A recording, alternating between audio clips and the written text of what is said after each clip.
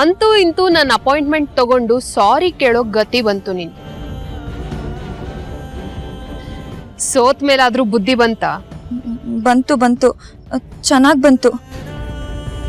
ಈ ಜಗತ್ತಲ್ಲಿ ನಿಮ್ ತರ ಬೇರೆ ಯಾರು ಇರಕ್ ಸಾಧ್ಯ ಇಲ್ಲ ಅಂತ ನೀವು ಪ್ರೂವ್ ಮಾಡ್ಬಿಟ್ರಿ.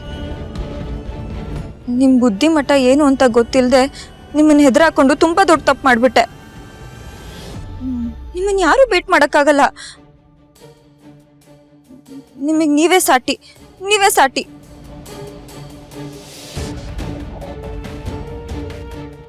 ತುಂಬಾ ದೊಡ್ಡ ಪಾಠ ಕಲ್ಸಿದೀರ ನೀವು ನಂಗೆ. ನೀವ್ ಮಾಡಿರೋ ಕೆಲ್ಸಕ್ಕೆ ನಾನು ಏನ್ ಮಾಡ್ಬೇಕಂತ ಇದ್ದೀನಿ ಅಂದ್ರೆ... ಗೊತ್ತು ಗೊತ್ತು, ಲಕ್ಷ್ಮೀ ಸರು ಎಲ್ಲ ಹೇಳಿದ್ದಾರೆ. ನನ್ ಕಾಲ್ ಹಿಡ್ಕೊಂಡು ಕ್ಷಮೆ ಕೇಳ್ಬೇಕು ಅಂದ್ಯಂತೆ. ಈ ದುರ್ಗಂಗೆ ಎಷ್ಟೇ ಕೋಪ ಇದ್ರು ಸೋತು ಕ್ಷಮಿಸ್ಬಿಡಿ ಅಂತ ಕಾಲ್ ಹಿಡ್ಕೊಂಡ್ರೆ ಖಂಡಿತ ಕ್ಷಮಿಸ್ತಾಳೆ.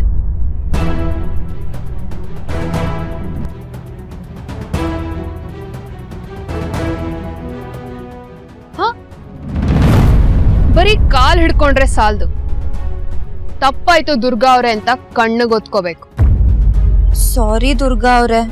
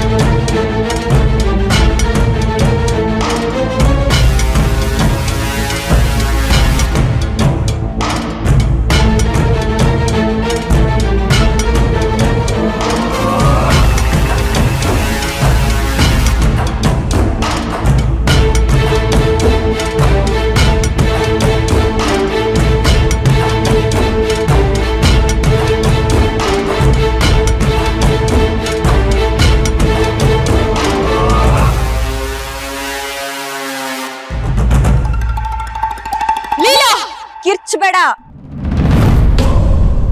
ಆಕ್ಚುಲಿ ನೀನ್ ಮಾಡಿರೋ ಕೆಲ್ಸಕ್ಕೆ ನಿನ್ ಮುಖಕ್ ಮಸಿ ಬಳಿಬೇಕಾಗಿತ್ತು.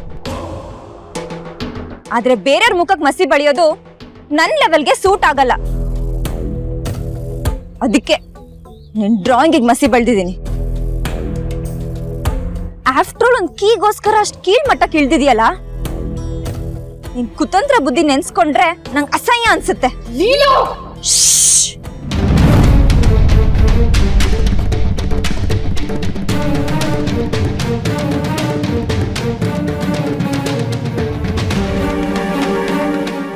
ಮೋಸ ಮಾಡಿ ಗೆದ್ದು ಏನೋ ಸಾಧಿಸ್ಬಿಟ್ಟೆ ಅನ್ಕೊಂಡ್ಬಿಟ್ಯಾ?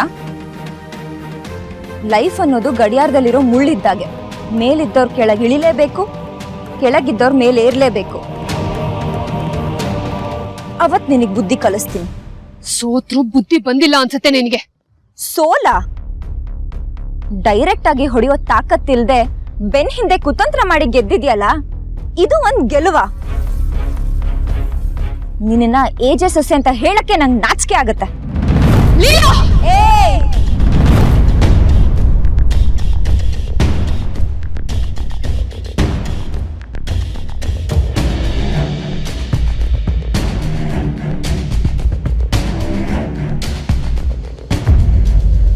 ಕಿರ್ಚಕ್ ನಂಗೂ ಬರುತ್ತೆ. ನಮ್ಮಲ್ಲಿರೋ ಜಗಳ ಅಜ್ಜಿಗ್ ಗೊತ್ತಾಗಿ ಅವ್ರ ಮನ್ಸಿಗೆ ನೋವಾಗುತ್ತೆ ಅಂತ ಒಂದೇ ಒಂದ್ ಕಾರಣಕ್ಕೆ ನಾನು ಸುಮ್ಮನೆ ಇದ್ದೀನಿ. ಇಲ್ದೇ ಇದ್ದಿದ್ರೆ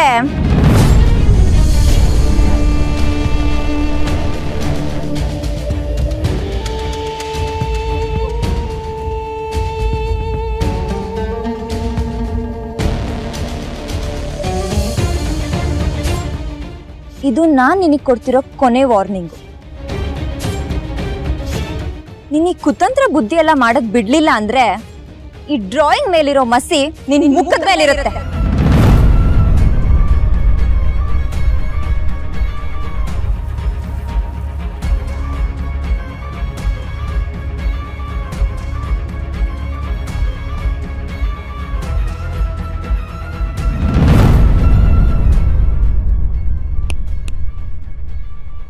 ನಂಗೆ ಬರ್ತಿರೋ ಕೋಪಕ್ಕೆ ನಿಮ್ಮನ್ನು ಚೆನ್ನಾಗಿ ಬೆಂಡೆತ್ತಿದ್ದೆ.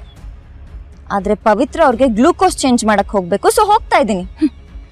ಸದ್ಯ ಕೊಟ್ಟಿರೋ ಗ್ಲೂಕೋಸ್ನ ಚೆನ್ನಾಗಿ ತಡ್ಕೊಳ್ಳಿ, ಆಮೇಲೆ ಬಂದು 3 ಜನಕ್ಕೆ ಸೇರಿಸ್ಕೊಡ್ತೀನಿ.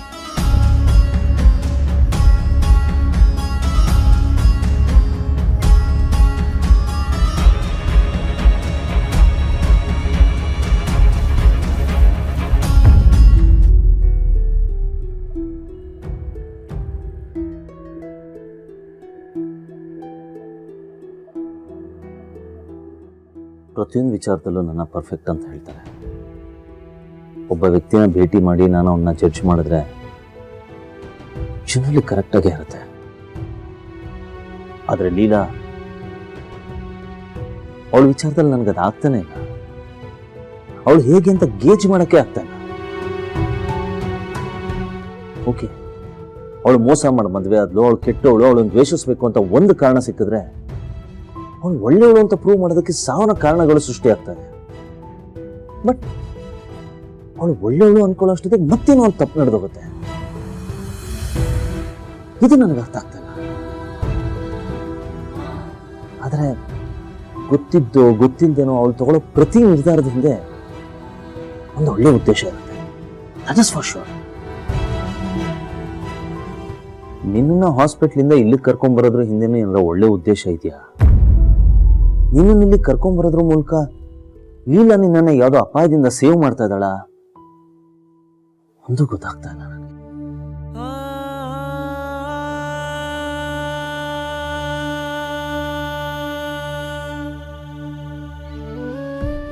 ನಾನು ಎಷ್ಟು ಅಸಹಾಯಕ ಆಗ್ಬಿಟ್ಟಿದ್ದೀನಿ ನೋಡು ಪವಿತ್ರ.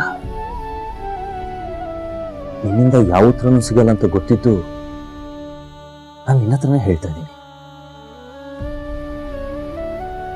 First time AJ is in state of confusion. Probably ನೀನು ಸ್ವಲ್ಪ ಸುಧಾರಿಸ್ಕೊಂಡಿದ್ದಿದ್ರೆ ನನ್ನ ಪ್ರಶ್ನೆಗಳಿಗೆ ಉತ್ತರ ಸಿಗ್ತಿತ್ತು.